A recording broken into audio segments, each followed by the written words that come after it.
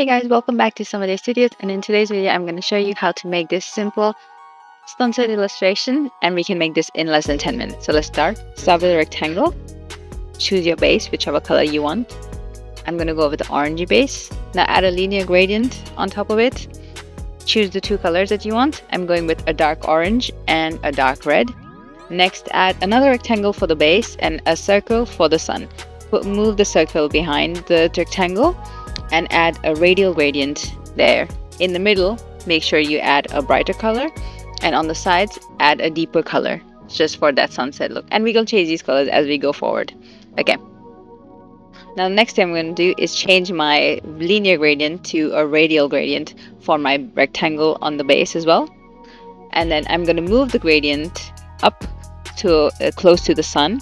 So now we have that sunsetty look on the water, and that's and I'll adjust it a bit, adjust the gradient a little bit to my needs, and I'm pretty happy with this. Next, start with the black strip, copy it, move it down. Now click on the blend tool and click on both of these shapes that you have created.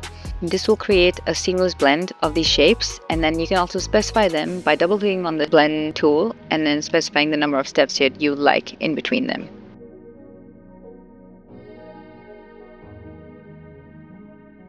Next I will do is go on the three dots under the modify option, click on the twirl tool, and then you can change the dimensions of it as per your needs.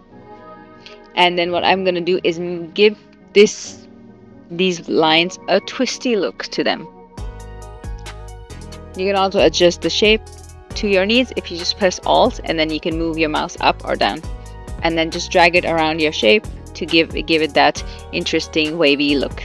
And now you can go around and play as much as you like with it.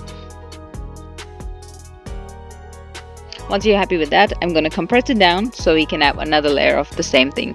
So do what we have done before. Once again. The thing I forgot to mention is make sure that you expand the shapes, and you can do that by going to Object and then click on Expand. Now one thing you might have noticed that they don't blend together. So now again we will go on the Modify tool and click on the Warp tool. Now the warp tool is really cool. It's kind of like you're sculpting your vectors around. So I will now sculpt it around the shape that I've created before to make it look more seamless. And this will require some trial and error. The more you do it, the more you get used to it. And I also flipped it around because the width of the lines were different. Make sure that you are happy with the width, and you can play around with it as well. And it doesn't take too long as well. So if you're not happy with it, you can just redo what we have done. And then again, we are using here the warp tool to seamlessly blend these shapes together. Not too much, because you still want to make it look like they are waves just coming towards you. Once you're happy with this, we can either add more details to it, or you can leave it at that, and that's what I'm going to do for this tutorial. But you can go ahead and add more details or add as many layers as you like to make it look even more intricate. Also, one small tip, make sure that you put the waves under the horizon line, unless you want it to be a wave, which is what I want at the middle of the sun. So that kind of wavy shape that we also use for our logo, I want to have that just in front of the sun. So I will just leave that one there, but other ones I'll just move it down just under the line. The next thing we're going to do is add grain. Make a rectangle and then start with the black and white gradient. Then click on Edit, go on Texture, and then click on Grain. Here, you will see a few options of different kinds of grain. I generally go with like a enlarged grain or like a more stippled grain, but choose whichever one you like the most. So for this tutorial specifically, I'm just going to go with the stippled one, and in this one you can also adjust the intensity and contrast of your grain type.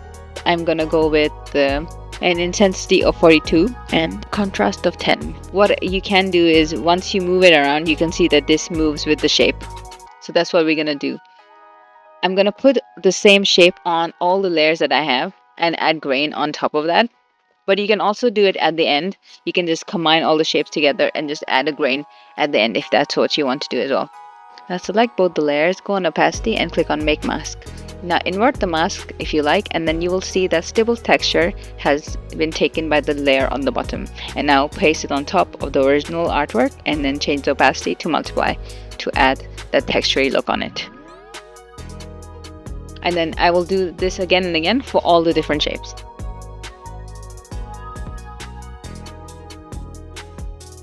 Another thing that I'm changing is making the background gradient from linear to radial, because I really like how it looks around surrounding the sun. But you can use a linear gradient, or you can also use a spotted gradient, whichever one you like. But if you want to follow me exactly, I have changed it from a linear to a radial gradient.